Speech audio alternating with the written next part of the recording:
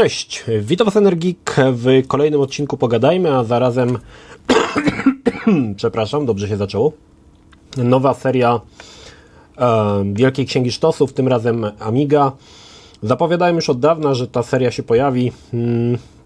Trochę nie miałem za bardzo na razie weny, żeby ją zacząć. Miałem też inne powody, ale to nie jest w sumie teraz aż tak ważne. Wielka Księga Sztosów ma Wam przybliżyć najlepsze gry z danego systemu. Wcześniej mieliśmy system Commodore, teraz mamy system Amiga. Będę starał się pokazywać około 10 gier w każdym odcinku, także tych gier troszkę będzie. Kilka słów wyjaśnienia. O ile w przypadku Commodore nie było problemu, żeby ograć setki bądź nawet tysiące gier, o tyle w przypadku Amigi no ten problem już się pojawia. Już abstrahując od tego, że nie miałem Amigi w domu, problemem były też nośniki. Kupując kasetę na Commodore dostawałeś 15-20 gier od razu na jednej kasecie. W przypadku Amigi, jeżeli chciałeś skończyć 20 gier, no to musiałeś mieć nierzadko ponad 20 dyskietek, a zazwyczaj musieliśmy to liczyć razy 2, bo większość gier na Amidze była na 2 dyskietkach, więc trzeba było mieć 40 dyskietek. Więc problemem były trochę nośniki. Były one droższe niż kasety. Gry na Commodore wychodziły taniej. No i tutaj pojawił się problem, że nawet jeżeli byłeś totalnym fanem i fanatykiem Amigi, podejrzewam, że nie skończyłeś tylu gier, które ja skończyłem na Commodore, no bo powodem było właśnie to, że trzeba było te nośniki skądś brać, skądś nagrywać. Nawet jeżeli kupowałeś kolejną grę i nagrywałeś cały czas te same dyskietki, to i tak jedna gra zajmowała 2-3 dyskietki, a ja na jednej kasecie na przykład mogłem mieć 20 gier. Dlatego tych gier na Amigę ogrywało się mniej, ale nie znaczy, że to źle. Bo na pewno jakościowo te gry na Amigę wygrywały z tym, co było pokazane na Commodore. Tu nie ma w ogóle o czym, nie ma żadnego takiego jakiegoś żadnej kwestii tutaj, że było inaczej. No tak było. Gry amigowe były po prostu lepsze. Nie czuję się jeszcze dobrze, widzę. Jeszcze mam kaszel. Będziemy dzisiaj grać na oryginalnej Amidze. Znaczy ja mam Amigę CD32 z kartą TF360 i WHD loadem. Aczkolwiek mam podpiętą do niej oryginalny joystick. Będziemy grać oczywiście, wszystkie gry będą uruchamiane na Amidze, więc tak jakbyśmy je odpalali na Amidze 1200. Mam myszkę bezprzewodową, ale jest to oryginalna trumienka do Amigi i ona też działa sprawnie. No i mam oczywiście klawiaturę mini, taką klawiaturkę, która pomoże mi w niektórych grach, bo niektóre gry tej klawiatury będą wymagać. Także mam wszystko i chcę Wam pokazać, no właśnie, tu jest jeszcze jedna rzecz. Bo nie tylko będą gry, które grałem na Amidze. Będzie część gier, które grałem na PC-cie, ale raczej nie będzie okazji, żeby o tych grach pomówić kiedykolwiek, więc postanowiłem, że nawet te gry, które ogrywałem na PC-cie, pojawią się oczywiście tutaj w tej formie amigowej, zwłaszcza, że te gry aż tak dużo się nie różniły, żeby nie powiedzieć prawie w ogóle, to raz, a dwa, tak jak mówię, prawdopodobnie nigdy do tych gier, a w przypadku PC-ta, nawet robienia jakiegoś materiału o PC-cie, pewnie do nich nigdy nie wrócę, ani nigdy o nich nie opowiem, więc to jest jedyna szansa, żeby faktycznie te gry gdzieś tam się pojawiły w przestrzeni YouTube'owej na moim kanale właśnie za sprawą Wielkich Sztosów, Księgi Wielkiej Sztosów z Amigi. Nie przedłużając, jedziemy z pierwszą grą. Pierwszą grą, o której chcę Wam powiedzieć, i jest to dość niespotykana gra, z tego względu, że ja nie przepadałem za grami sportowymi, ale jest to 4D Boxing, czyli boks czterowymiarowy, jak mnie mam, chyba do tego się odnosiło, ale to oczywiście jest mocno przesadzone, bo tak naprawdę jest to trójwymiarowy boks w oparciu o grafikę wektorową. To jest w ogóle też ciekawe. Dzisiaj mamy grafikę poligonalną, poligon składa się z 4 ścianek, no a każdy poligon składa się z 2 trójkątów. Za czasów Amigi była tak zwana grafika wektorowa, która składała się z trójkątów, a nie z poligonów. I tu właśnie mamy taki przykład gry poligonalnej, wektorowej wtedy się mówiło. Jest to ogólnie gra, w której możemy wytrenować naszego boksera i toczyć pojedynki z innymi bokserami. Ja nie będę oczywiście zaczynał trybu kariery, zagramy sobie mecz pokazowy. Tu możemy sobie wybrać jakim chcemy walczyć ziomeczkiem. Paul Savage jest mistrzem, widzę tutaj. Mamy albo Paul Savage'a, albo jakiegoś takiego bardziej rookie default. Ok. Ogólnie można było tworzyć własnego boksera, może nawet sobie zobaczmy, bo to było chyba main event chyba. A może nie? Nie pamiętam. A może się nie tworzyło? Nie, tworzyło się tutaj. O proszę, tu mogliśmy stworzyć własnego chyba ziomeczka. Ale tak jak mówię, nie będę tego robił. Zrobimy sobie mecz pokazowy. Wybiorę tak, żeby było mniej więcej porówno, czyli ja wybiorę sobie rookie default, a będziemy walczyć z Larrym Lunch Bucketem. Zobaczcie tą grafikę 3D, jakie to jest po prostu piękne. Widzicie, możemy wybrać jeszcze innych tutaj, mamy dużo różnych mistrzów. Zobaczcie, ile ich tu jest. Oczywiście im lepszy ziom, tym szybciej nas rozpyka, a walka wcale nie jest prosta, więc lepiej sobie wybrać jakiegoś ziomeczka, którego będzie łatwo spacyfikować, nie? O, dobra, tego najsłabszego. Dobra, Larry Lunch Bucket. Zupełnie nie pamiętam, jak to się grało, słuchajcie, także musicie wybaczyć. Ale ogólnie jako tytuł, zobaczcie, jakie animacje. Wow, już zapomniałem, że takie animacje były piękne.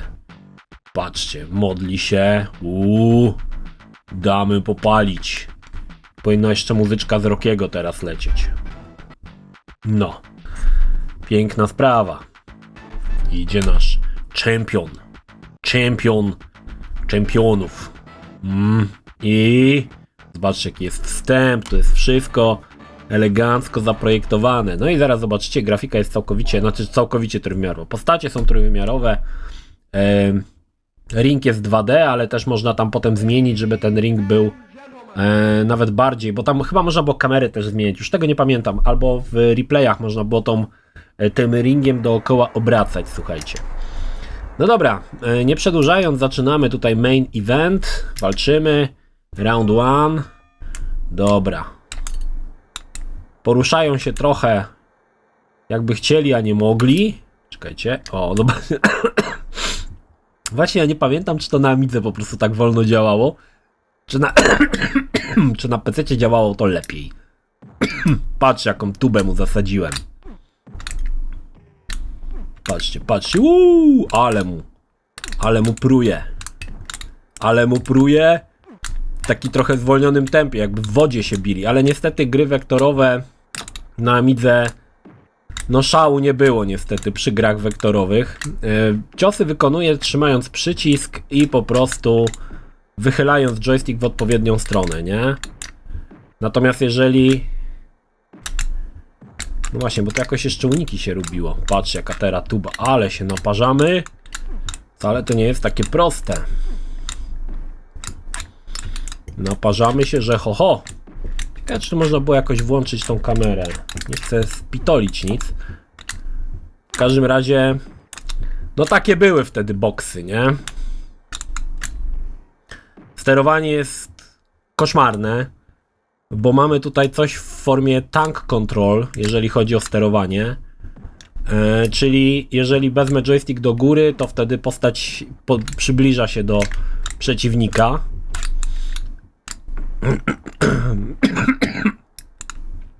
Sorry za ten kaszel, ale jeszcze nie wyzdrowiałem, widzę całkowicie.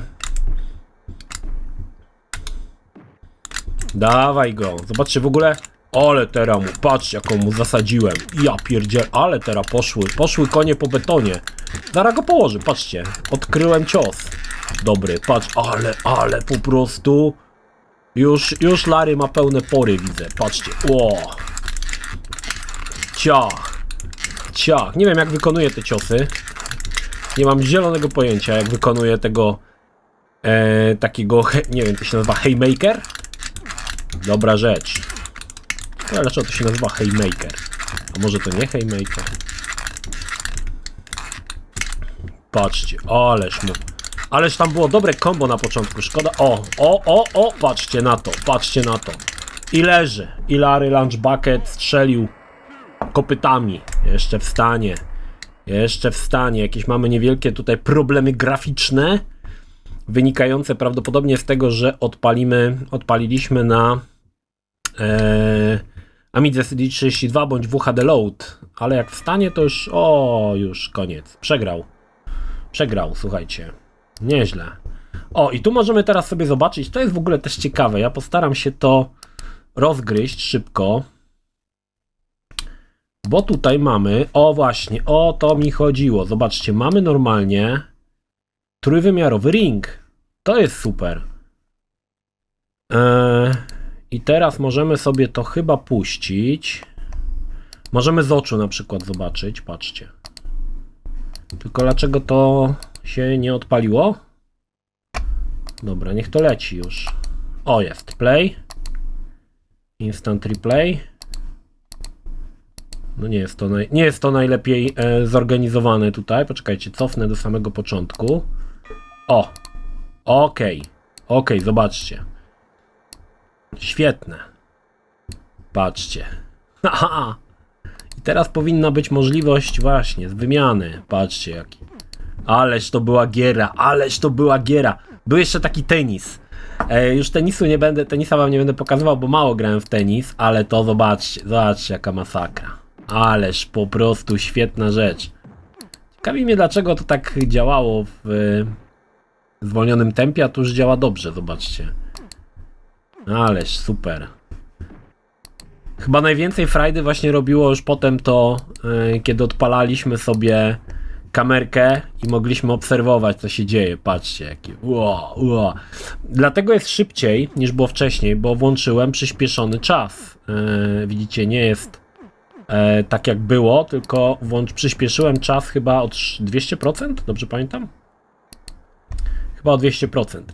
No, także tak to słuchajcie wyglądało. Tak, 200%. Chyba 200 można? Nie można. Tak to słuchajcie wyglądało. Naprawdę mega fajna gierka. Można jeszcze chyba przyspieszyć. Patrzcie, jak jest za szybko. Zobaczcie, co robi Amiga, kiedy za szybko przesuwam czas. Zamienia postacie na bardzo uproszczone. Widzicie to? To była ciekawa technologia, słuchajcie. Bo oczywiście Amiga nie mogła sobie poradzić, żeby w czasie rzeczywistym to pokazywać, więc wtedy postacie były upraszczane, aby łatwiej można było przerzucić. Zobaczcie na to. Kurde, jakie spoko. I teraz możemy zrobić na 100%. Albo można w zwolnionym tempie, patrzcie. Na 20%. Aczkolwiek tutaj nie ma interpolacji pomiędzy klatkami, także to też nie jest...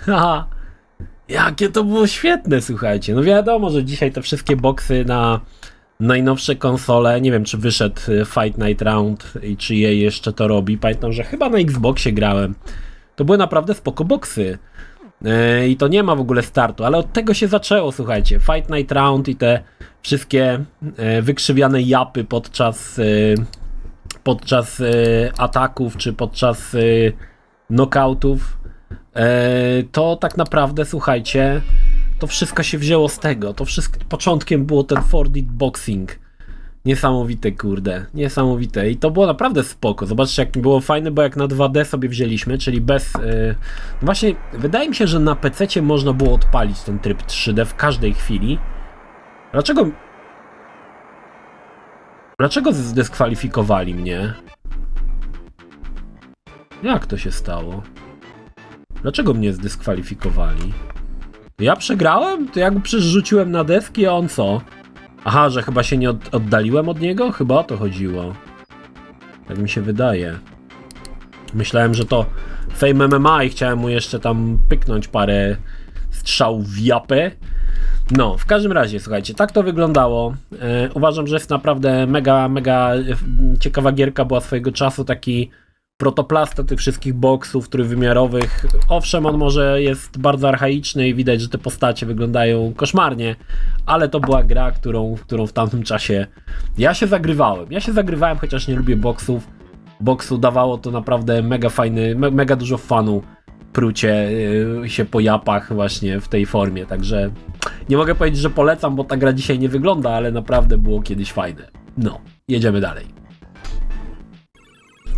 Gra, której zdecydowanie nie mogło zabraknąć w tym zestawieniu, czyli Alien Breed, słynna strzelanka z góry, troszkę zawsze mi przypominała taką grę automatową, która się nazywa Gauntlet. Aczkolwiek Gauntlet mógł być grany na 4 osoby równocześnie. Alien Breed to taki, można powiedzieć, klasyk. On nawet chyba na jakichś nowszych sprzętach się pojawił. Sama idea jest prosta. Lądujemy w jakiejś kosmicznej bazie opanowanej przez obcych, którzy przypominają do złudzenia obcych z filmu Obcy. O właśnie. I naszym celem jest przedostanie się przez kolejne plansze, zbieranie kluczy, no i oczywiście walka z obcymi. To, co w mojej opinii było zawsze złe w Alien Breed, to, że obcy się respawnują w nieskończoność. Strasznie jest to irytujące. Pamiętam, że ta rzecz była zawsze według mnie dosyć kiepska w tej grze, że nigdy nie było chwili spokoju, nawet jak pokonałeś wszystkich na planszy, zawsze odradzali się, to było straszne. Natomiast co miałem powiedzieć? Zobaczcie, inteligencja tutaj tych obcych to praktycznie nie istnieje. Oni się blokują na najprostszych ścianach, jak widzicie. W ogóle nie potrafią sobie poradzić z życiem. Zobaczcie, w ogóle zobaczcie, no co tu się dzieje w ogóle? Okej. Ale sama gierka była spoko. Pamiętam, że moi koledzy amigowcy byli bardzo podjarani tym graniem właśnie w Alien Breeda, że to był taki tytuł, no powiedzmy sobie szczerze, kultowy. On do dzisiaj jest, wydaje mi się, kultowy. W którejś części Alien Breeda można było strzelać i się cofać, co było mega fajnym posunięciem, bo nie musieliśmy cały czas obracać się względem nadciągających obcych, ale można było strzelać i przesuwać się do tyłu. To było strasznie takie kulerskie. Znaczy sama gra ogólnie uważam, że jest bardzo w porządku.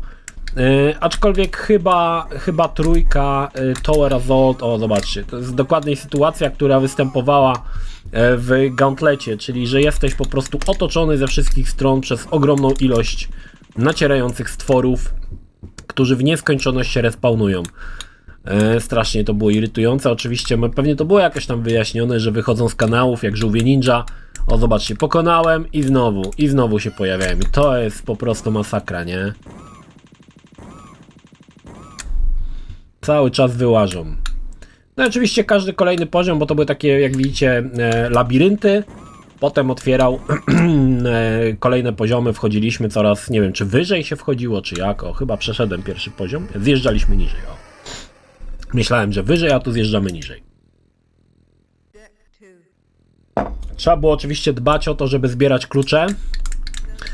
Chyba nie było... O, zobaczcie, dokładnie jak obcy, te facehagery nawet za bardzo się nie kryli. Nawet nie można powiedzieć, że to inspiracja, to po prostu chamskie zerżnięcie z obcego. Ale no cóż, i tak to było dobre. Czy było zerżnięte, czy nie, nikt się wtedy tym nie interesował. Ważne, że fajnie się grało. Dawało sporo radochy i tyle, nie? Tu jeszcze pieniądze się zbierało. Nie pamiętam po co coś się kupowało za tą kasę czy coś. 2 klucze. Tu mamy kolejne klucze. I apteczkę. Spoko gierka, powiem wam. Nawet dzisiaj na Amidze CD32 mamy wersję Tower Assault na płycie, która w mojej opinii jest no jedną z lepszych części. Dodatkowo też wiemy, powiem wam, bo może nie wiecie, Amiga miała gry, które miały konkurować z Doomem. Jedną z takich gier był Alien Breed 3D. Co ciekawe, pojawiły się aż 2 części.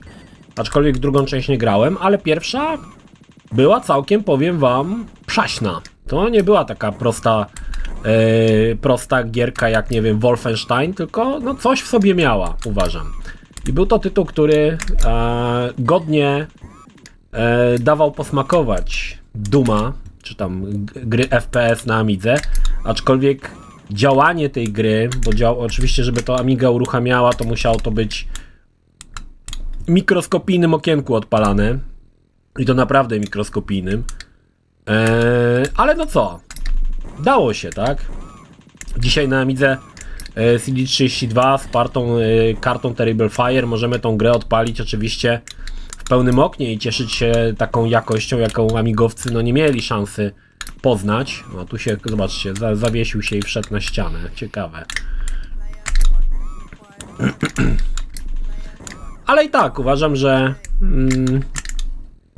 te gry w wersji właśnie 2D, te od góry, z widokiem od góry były lepsze niż to, co potem pokazano na Alien Breed 3D, aczkolwiek no było to imponujące, jak udało się to na Amidze osiągnąć taki, widzicie, wyłażą z dziur w ziemi. Okej.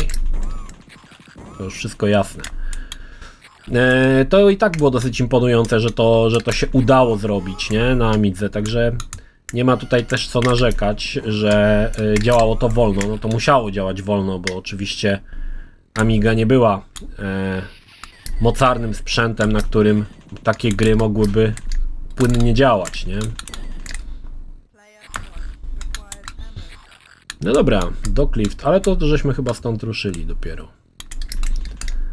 Dobra. No i dobra.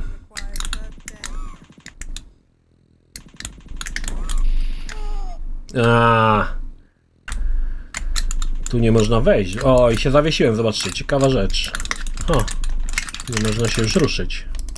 I co teraz? Dziwna sprawa. Nie wiem, czy mogę to jakoś jeszcze raz spróbować odpalić, czy coś, zresetować, bo się zawiesiłem i dupa. Ciekawe, czy to był błąd w samej grze, czy to był błąd przez to, że odpalam to z WHD Loada, bo to też tak może być. Natomiast słuchajcie, Alien Breeda powstały 3 części. Chociaż bardzo bym chciał omówić wszystkie części w tym filmie, to nie ma trochę sensu. Dlatego 2 i 3, jeżeli nie zapomnę, no to będą się pojawiały po prostu w kolejnych odcinkach, żeby nie było cały czas to samo, nie? Bo wtedy to wiadomo, byłoby dosyć nudno. No niemniej, szkoda, że się zawiesiło, zaczynałem się rozkręcać, coraz lepiej mi się grało. Dobra, lecimy z kolejnym tytułem.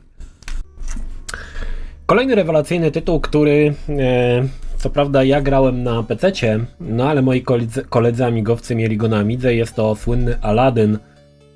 Platformówka, która należała w tamtym czasie do takiej serii kilku platformerów właśnie wydanych na bazie filmów Disneya i w zasadzie każda była dobra. Był Aladdin, był Król Lew i była Księga Dżungli. Możliwe, że jeszcze coś było, natomiast ja już nie pamiętam, czy jeszcze w jakieś takie grałem, natomiast były to naprawdę konkretne platformery, które, no powiedzmy sobie szczerze, wyglądały świetnie, grało się w to świetnie, aczkolwiek bardzo prawdopodobne, że nikt z was tych gier nie skończył, bo były one, poziom ich trudności w niektórych momentach był absurdalnie wysoki. Pamiętam, że próbowałem kiedyś skończyć Króla Lwa i niektóre z tych poziomów w Aladynie, poziomami, na których najczęściej się ginęło, były poziomy, w których latało się na latającym dywanie. Chryste Panie, jakie to było złe. Gdzie tak naprawdę trzeba było się całych poziomów uczyć na pamięć, żeby nie przywalić w nic. Przede wszystkim zachwycała niesamowita animacja. Wydaje mi się, tutaj też często mówię wydaje mi się, bo to jest kwestia tego, że w mojej głowie mogło to wyglądać inaczej, ale wydaje mi się, że na PC-cie była płynniejsza animacja. W ogóle sama ta animacja Aladyna była świetna, słuchajcie, zobaczcie, jak on biega, jak on się rusza.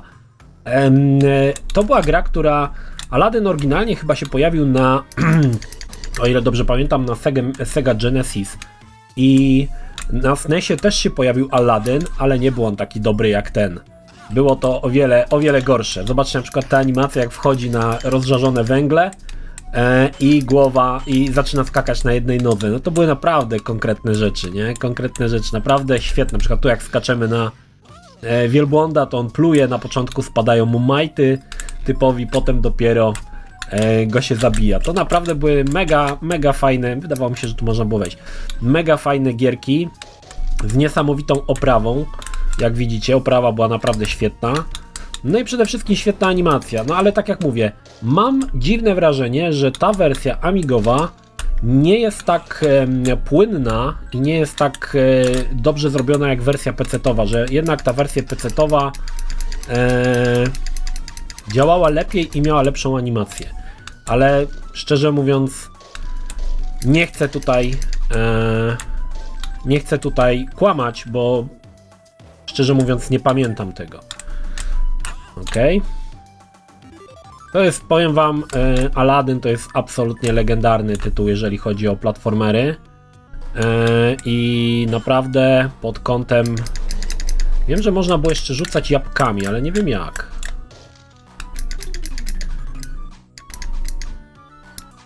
Czekajcie. Można było jakoś rzucać jabłkami. Ani jeden, ani drugi joystick nie pozwala rzucać jabłkami. Ale wiem, że dawało się to zrobić. Z jakiegoś powodu nie mogę rzucać jabłkami, nie wiem dlaczego. O, teraz rzucam. Nie wiem, teraz rzucam, raz nie rzucam, nie wiadomo o co tu chodzi. Znaczy jak mu majty spadły, znaczy gacie i majty pokazał. No świetne, słuchajcie, naprawdę wtedy Amiga miała dziesiątki rewelacyjnych platformerów i to wcale nie jest najlepszy platformer jaki był na Amigę, bo Amiga słynęła z bardzo dobrych platformerów, ale dla mnie Aladdin to był taki właśnie posmak na pececie dobrej amigowskiej platformówki, nie? To właśnie to, co chłopaki mieli na Amidze, ja tutaj miałem na moim pececie właśnie w takiej formie i to było świetne, nie? Do dzisiaj uważam, że jest to naprawdę mega dobra gierka, w którą warto poznać. Pozostałe platformery nie są wcale gorsze. I Król Lew, i Księga Dżungli to też dobre tytuły. Natomiast to, co też było ciekawe, bo na PC-cie przynajmniej, o ile dobrze pamiętam, gra była na 3 dyskietkach. To było naprawdę niewiele, żeby coś takiego zmieścić fantastycznego. Jeszcze te animacje, słuchajcie, jak widzieliście, jak Aladdin dostał w trąbę strzała, to tam potem mieliśmy taką sytuację, że opada na taki opada na krzesło, czy tam na stołek. Także to były naprawdę fajne rzeczy. Naprawdę fajne rzeczy. Dzisiaj może już Aladdin tak aż bardzo nie zaskakuje swoją, żeby tak powiedzieć, nie wiem, złożonością. Jest to dosyć prosty platformer. Taki można powiedzieć, myślę, że można powiedzieć, że to jest taka kwintesencja platformera. Czyli faktycznie dużo skakania, jakieś zbieranie śmieci, walka z jakimiś dziadami i w zasadzie to wszystko, nie? Natomiast to wszystko się fajnie zgrywało, no miało fajną oprawę, myślę, że to było ważne i to po prostu działało, nie? Tak jak mówię, kiedyś próbowałem przejść Aladyna także, nigdy mi się to nie udało. Padałem na poziomach, gdzie latało się na dywanie. To był dramat, powiem wam, żeby to przejść. To był dramat. Nie wiem, czy to się... A, właśnie, tu mogę jeszcze zebrać te klejnoty. O. Oczywiście gra na czas, bo jakby to mogło być inaczej.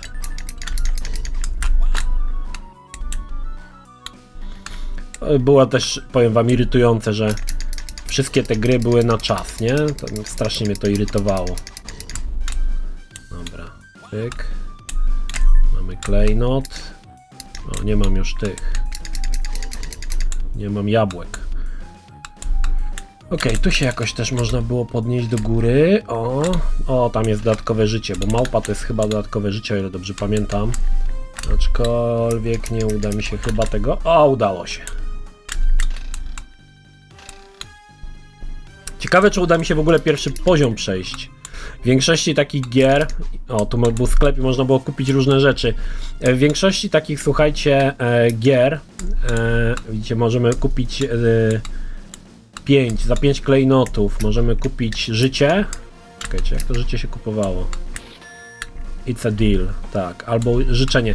W większości takich gier używało się cheatów i niestety, ale tak było, że w większości tych gier wiele osób mówiło, że przeszło Aladyna albo jakąś inną grę, ale przeszło dlatego, że korzystało z cheatów. I to nie jest nic zdrożnego, bo te gry były naprawdę trudne, zwłaszcza, że spróbujcie na 3 życiach przejść całego Aladyna, to jest prawie nierealne. Tu mieliśmy możliwość wygrania jakichś rzeczy w taką prostą ruletkę. No tutaj w tym kolejnym, to jest jakby poziom bonusowy, tak? Rozwalanie garnków. Nie udało się. The Desert. Tu będą chyba skorpiony, o ile dobrze pamiętam, na pustyni. A może mi się coś pomyliło, ale chyba były takie skorpiony. Świetna ta gra, słuchajcie. Powiem wam, że ona naprawdę dzisiaj broni się nadal. Nie wiem, czy akurat polecałbym wersję amigową, czy raczej nie polecałbym wersji PC-towej bardziej. Chociaż niektórzy mogą się nie zgodzić, że jednak ta PC-towa wersja lepsza. Ale faktycznie broni się ten, naprawdę. Zobaczcie, tutaj jest mały easter egg. Wiszą uszka myszki Miki, jak widzicie na tym, na sznurku. Wiecie co, tu jest w ogóle jakiś problem z tego, co widzę, bo ja te jabłka faktycznie mam, tylko jak... Aha, widzicie, to jest właśnie też problem gier, które mają tylko... Znaczy, trochę problem Amigi, która ma tylko dostęp do jednego przycisku Fire. Wtedy trzeba kombinować, jak na przykład zmienić, jak widzicie, teraz sobie ustawiłem. A widzicie, teraz się zmieniło z powrotem i nie wiem, jak to robię. Zmieniło się z powrotem na miecz. Czekajcie, o i znowu jest jabłka. Okej. Do dołu i fire zmieniam. To było upierdliwe, powiem wam. Bo oczywiście można to było, na PC było to oczywiście lepiej rozegrane, bo za każdą funkcję odpowiadał osobny przycisk. A tutaj takie... No, pitolenie trochę, nie? Żeby to działało. Zbiorę jeszcze wszystkie...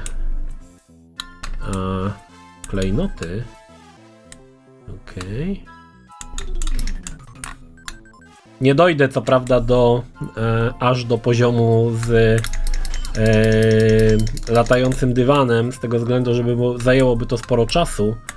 Natomiast chcę wam jeszcze pokazać, no, to co mnie tutaj troszkę mierdzi, to to, że ta wersja Alladyna nie jest taka płynna jak to, co grałem na PC-cie. Faktycznie to jest cięta animacja, tak? Albo rzeczywiście troszkę wybielam tą animację, a faktycznie było zupełnie inaczej, ale przysiągłbym, że na PC-cie to działało lepiej. Dobra, tu możemy zejść jeszcze po ten. Tu mamy życie, ale tego życia trzeba tam dotrzeć jeszcze jakoś. Fajna to gierka, naprawdę fajna gierka. Dzisiaj takich prostych platformerów powiem wam, że mi brakuje. Owszem, to były one miały bardzo wysoki poziom trudności i podejrzewam, że większość graczy dzisiaj stwierdziłaby, że no nie, że to nie jest gra, którą chcę poświęcać czas, bo tak jak mówię, poziomy trudności poziom trudności Alladyna był bardzo wysoki, zresztą wszystkich tych platformerów Disneya, ale ma coś w sobie. Dobra, słuchajcie, można to, że muszę zrobić tak i zmienić na miecz, to jest strasznie upierdliwe, bo jednak chciałbym mieć cały czas dostęp do tego miecza i w odpowiednim momencie sobie zmienić, czyli czy chcę strzelać jabłkami, rzucać jabłkami, czy używać miecza, i to powinno być dosyć płynne, a nie, że muszę się zatrzymać, bo no to jest trochę psuje całą dynamikę rozgrywki i gra staje się przez to o wiele trudniejsza, tak? Dobra, spróbujmy jeszcze raz. Bo już jakoś ostatnie życie. Jak już zginę, to odpalamy kolejną gierkę.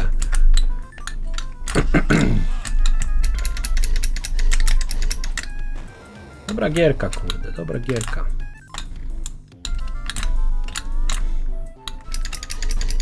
Dobra, mamy kolejny. Hop. Jago się nazywała ta? Papuga, dobrze pamiętam? Jago? Chyba Jago. Ja bardzo lubiłem w ogóle, to wam powiem, że bo był Aladdin film i był też Aladdin serial.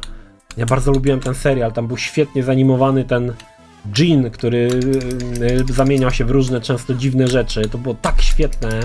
Uwielbiałem tą bajkę, naprawdę. I to była jedna z moich ulubionych bajek Disneya w tamtym czasie właśnie. Aladdin. O, udało mi się życie zdobyć. To ci dopiero. A co to było to? Skarabeusz to był chyba, nie? Jak 2 się zebrało, to coś tam było. Tak mi się wydaje. No dobrze się w to gra, dobrze się w to gra. Jedyną wadą według mnie tej gry jest to, że bardzo trudno steruje się, znaczy bardzo trudno się przerzuca pomiędzy rzucaniem jabłkami a walką mieczem. Ten element jest według mnie spitolony i to dość konkretnie. No ale co zrobisz? No nic nie zrobisz. O, mamy save'a. Znaczy save'a, checkpoint. Nawet nie wiedziałem, że można mieczem odbijać. Słuchajcie, widzicie, teraz przydałby się jabłka.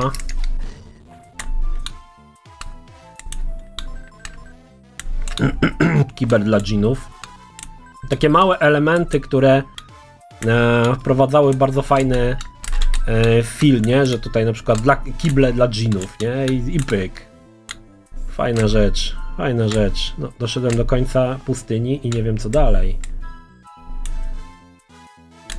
Ja chyba powinienem tutaj tego skarabeusza znaleźć drugiego, żeby mnie przepuściło dalej, coś mi się wydaje. I ten skarabeusz gdzieś tam był.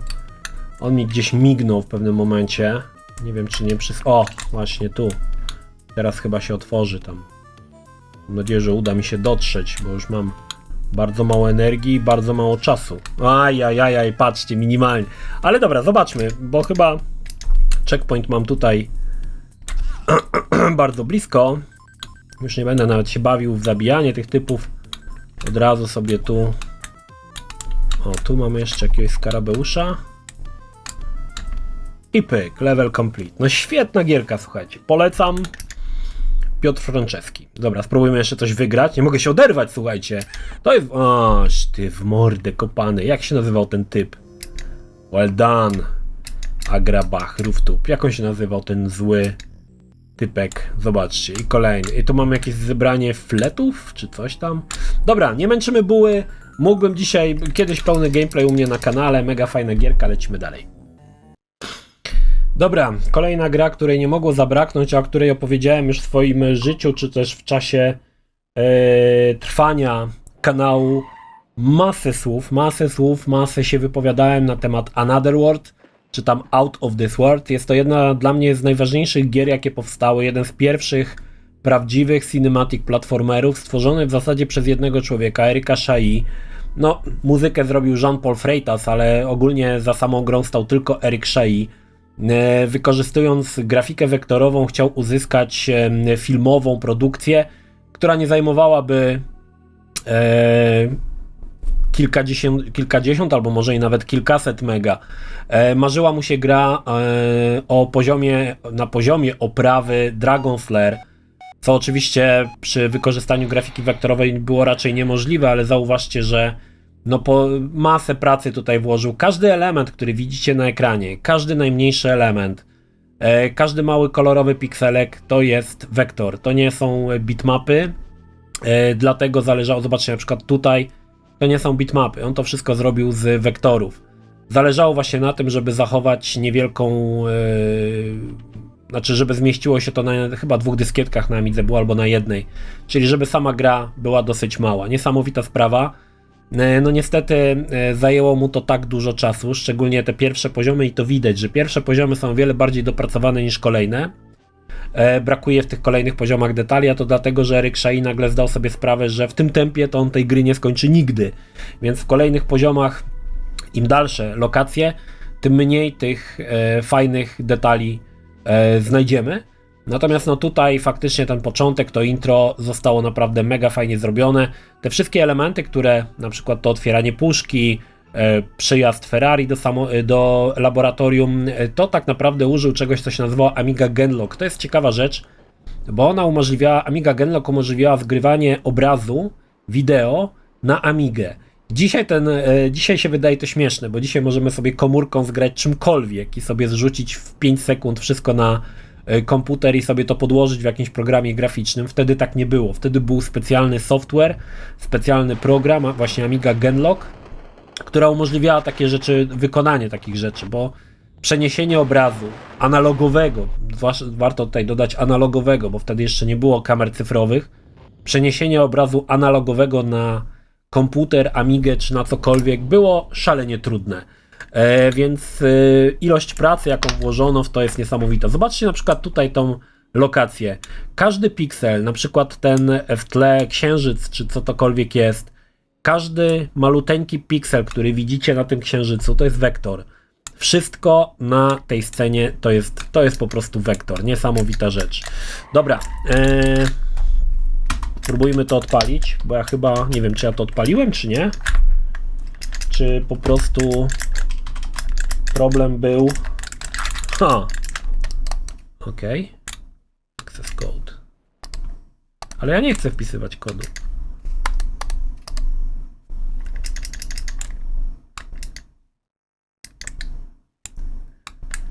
To są chyba kody.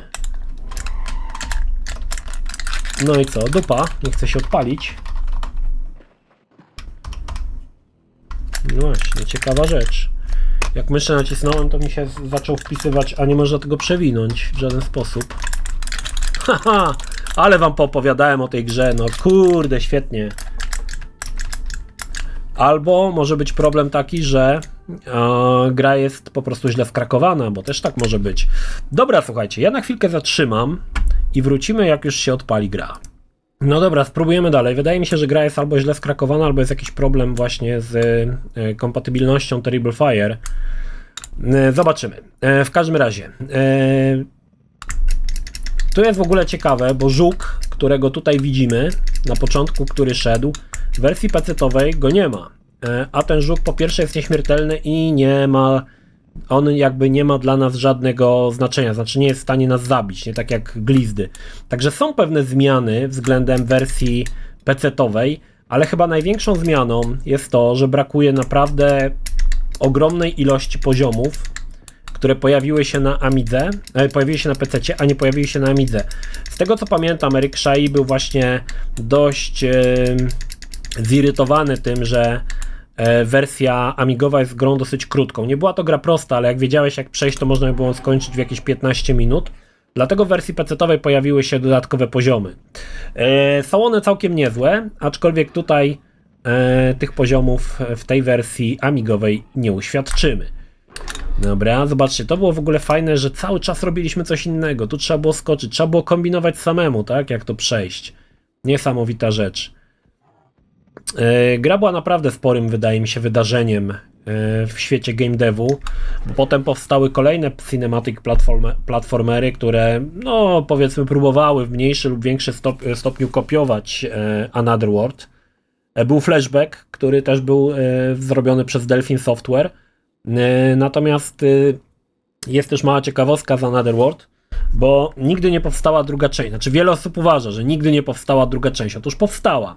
Gra się nazywała Heart of the Alien i był to tytuł ekskluzywnie wydany na Sega CD. Jednakże Eric Shai nie brał przy tej grze udziału, przy tworzeniu tej gry i ogólnie się od niej strasznie odcina. Ale to co jest fajne o i widzicie, znowu się zablokowało. To co jest fajne w ogóle Dobra, nie będę już męczył, bo coś jest tutaj nie tak z wersją. To co jest fajne, słuchajcie,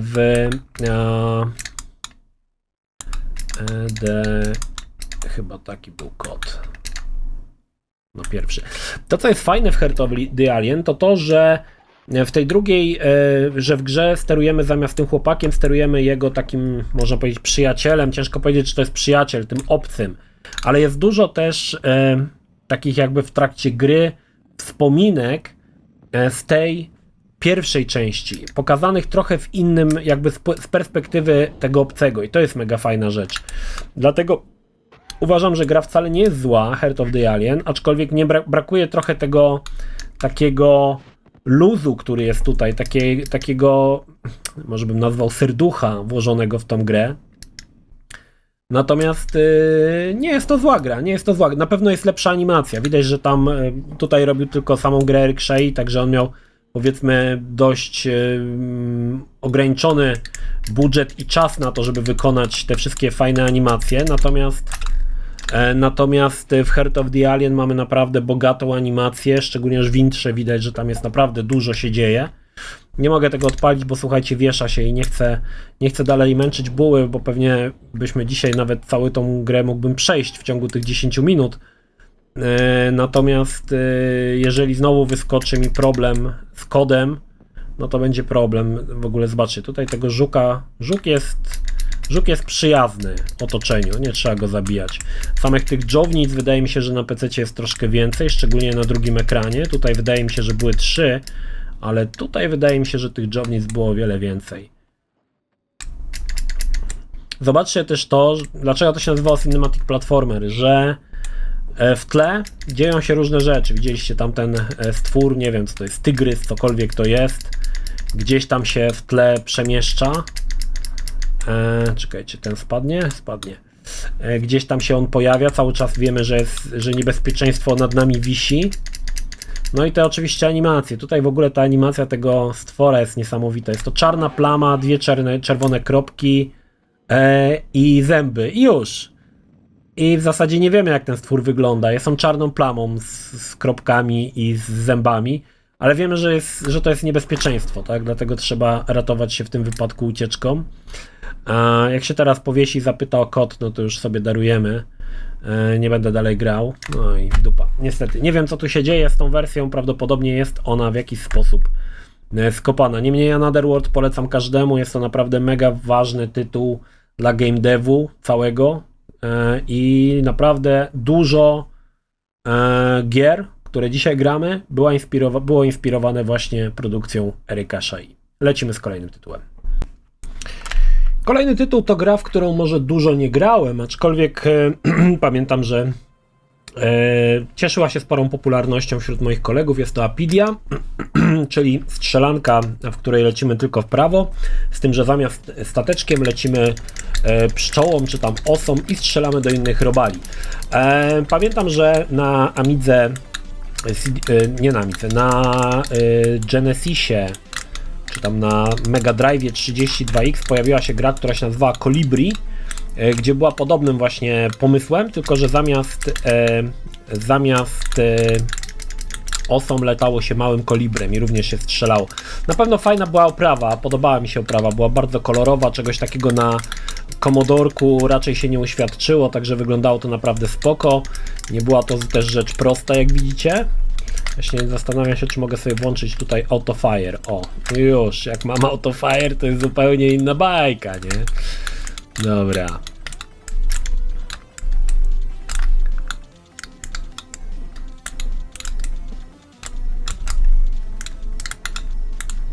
Z autofirem jest prościej trochę.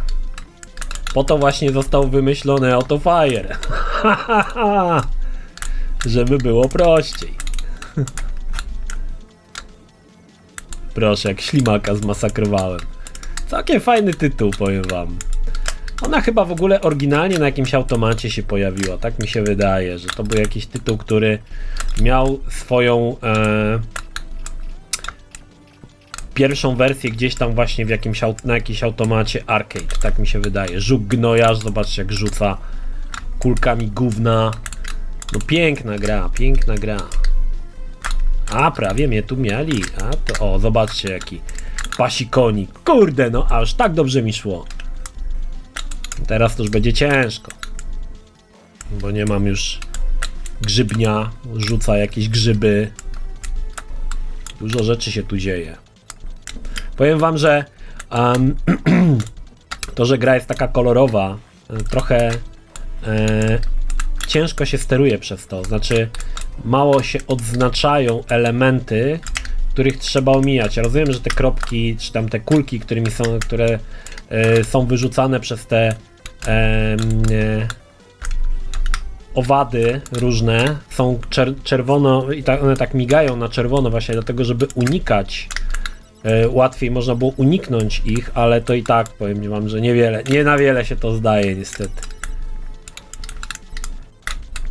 Naprawdę trzeba tutaj się poważnie napocić, żeby uniknąć komarów. Komary były. O, albo tego typa. Wow, wow, wow. Żuk tutaj strzela do mnie fireballami. Nieźle. O, motylek, motylek. O, motylek w ogóle jakiś był hardkorowy. Tutaj coś się pojawia i znika. No niestety nie mam aktualnie możliwości strzelania czy tam zrzucania bomb, także te wszystkie na dole stwory, które są, żuki i inne. Muszę... Aj, no i do bossa doszedłem i dupa, i game over. Dobra, spróbujmy... czekajcie, bo wzięło mi się chyba continue. Ale nie, od nowa. Spróbujmy jeszcze raz przejść. Może uda się tym razem troszkę lepiej, bo uda mi się zebrać więcej amunicji, upgrade'ować broń po prostu, nie? O, i tak jak mam teraz te zrzucane bomby, to jest zupełnie inna bajka.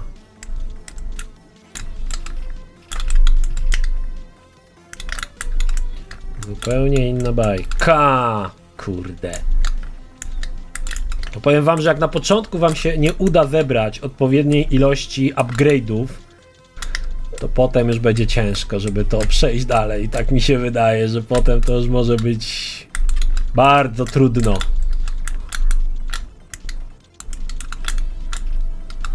Dlatego te upgrade'y są istotne, żeby je trzymać aż do samego bossa, żeby przejść, bo inaczej to kiepsko to widzę. Dobra, ślimor. Wow! Mamy go. Staram się właśnie jak najdalej dojść, wytrzymując napór różnej maści robali. A jest ich coraz więcej, powiem wam. Ale ja też jestem coraz bardziej potężny. Także to też nie jest tak, że jestem tutaj jakimś pikusiem. O, teraz mam dodatkową pszczołę. Dobra, żuk gnojarz. Ajajajajaj, ależ po prostu się utrzymałem długo. Dobra gierka, powiem wam. Nadal wydaje mi się, że jest to tytuł, który jest dobry. I myślę, że nawet dzisiaj można w niego pograć. Jest odpowiednio trudny. Stanowi wyzwanie, także jak najbardziej jest to gierka, która daje radę, no. Co wam powiem? Daje radę. Te muszki, nie wiem jaki to... Pewnie to ma swoją nazwę, pewnie jak jest jakiś tutaj entymolog, który to ogląda, to na pewno zna wszystkie nazwy tych robali. Co to jest? No to zakładam, że to jest żuk gnojarz, a to są komary, bo to widać, że to komary, ale te muszki takie czarne, to nie wiem, pewnie jakieś końskie muchy. No ale mnie tu. Dobra, słuchajcie, to była Apidia, mega fajna gierka, nadal uważam, że się świetnie w to gra. Lecimy z kolejnym tytułem. Zapewne wielu z was grało nieraz w komputerowego bilarda, nawet chociażby w GTA był bilard. Natomiast na Amigę chyba zdecydowanie najlepszym bilardem był Arcade Pool zrobiony przez legendarne Team 17. Była to prosta gra, znaczy prosta jak prosta, z prostymi założeniami, ale absolutnie niesamowicie grywalna, słuchajcie. Nie mieliśmy tak jak w Jimmy White Snooker pomysłu, gdzie mogliśmy obracać ekranem, wszystko było w 3D. Jimmy White Snooker oczywiście też się tutaj pojawi. Mieliśmy typową, słuchajcie, rozgrywkę. Nie wiem, czy to jest UK 8 Shot, to co odpaliłem. Nie, to nie jest to, co chciałem. Ale dobra. Prosta rozgrywka, gdzie jak widzicie mogłem sobie lewym przyciskiem myszy ustawić, gdzie chcę uderzyć. Pyk. Tu się ustawiało siłę strzału, tak? Zobaczcie, lekko, mocno. Czy chcę uderzyć po środku, czy chcę podkręcić. Prawy przycisk myszy, pyk. Prosta, banalna, można rzec, w wielu założeniach gierka, która po prostu oferowała mega fajną, przyjemną rozgrywkę. Przy czym oferowała też właśnie to, co mi się podobało, to, że oferowała bardzo fajnie zrobione ten cały symulator, że tam się pojawia, gdzie się to na przykład odbije ta bila i tak dalej. Bardzo spoko gierka. Tu może być troszkę mi trudno, bo mam zasłonięte. O, wbił Steve Haley. Szczególnie na 2 osoby gierka była fenomenalna. Ja chciałem zagrać, wiecie co, cofnę na chwilę, bo chciałem zagrać w te połówki całe, tylko nie wiem jak się to tak naprawdę nazywało. To było UK, poczekajcie, a może to będzie US 8-ball. Start game. O, to już jest coś bardziej takiego swojskiego dla mnie, jeżeli chodzi o bilard. Próbujmy tutaj coś ugrać. Pięknie. Dobry strzał. To był tak zwany trick shot. Oż to dziad. Dobra, on ma połówki, tak? No nie, no nie. Fajne. Co ciekawe, gierka wyszła też na Amidze CD32, wyszła też na kościach AGA, także, ale mnie tu rozpykał, no nie wierzę. Jakiś mistrz, pijany mistrz. No daj no mi pograć, typie. Myśli. Co za gość. Chyba teraz zrobił w ogóle... no właśnie. Ustawimy sobie tutaj.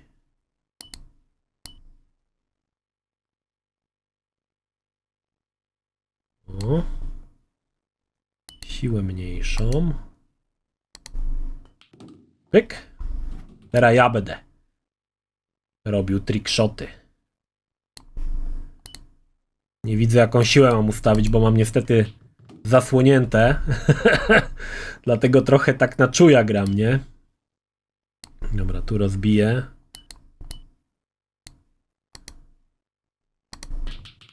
Chyba faul, bo chyba w jego bilę na początek uderzyłem. Chociaż chyba moja wpadła. Jakaś. Okej. Ale mnie rozpykał.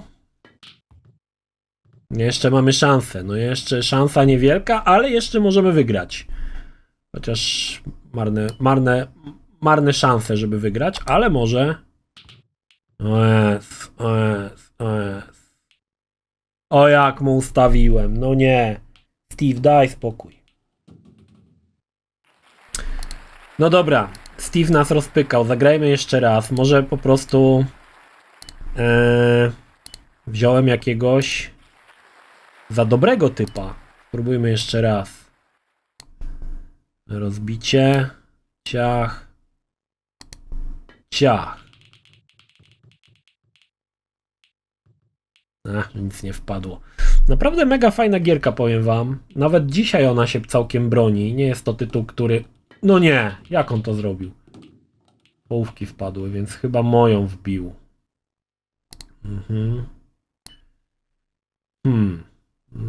Spróbujemy tutaj. To było fajne, że pokazywało mniej więcej, jak poleci billa. Aczkolwiek nie jest to, powiem wam, aż tak precyzyjne, jak według mnie powinno być. Znaczy, samo przesuwanie nie jest za bardzo precyzyjne. To o to mi chodzi. Czekajcie, tu uderzymy mocniej, to może ta różowa wpadnie. O, właśnie o to chodziło. No, może teraz Steve'a się uda ograć. Przywalimy. O Jezu, wbiłem mu, ale lipa. No i teraz chyba Steve nas już rozpyka.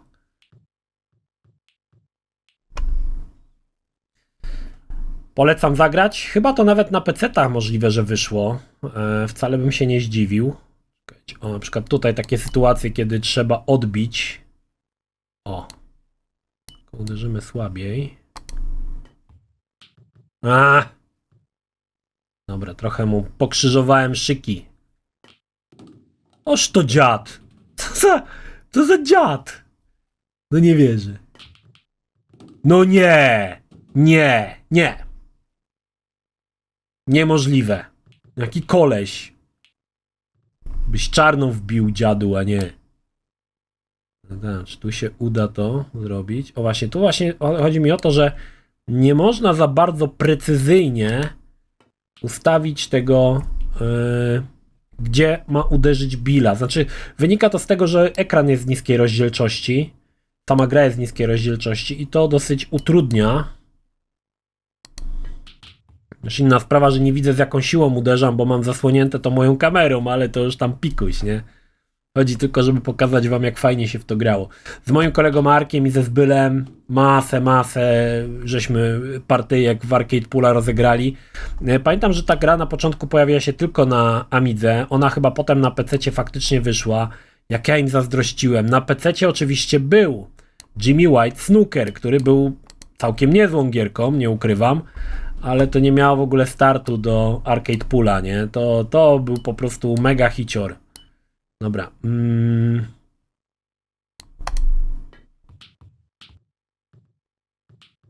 Tak, jeszcze mu najlepiej wbijmy czerwoną. Nie no, Steve to jest w ogóle jakiś mocarz, nie? Kasanowa barów mlecznych, szalony kefir.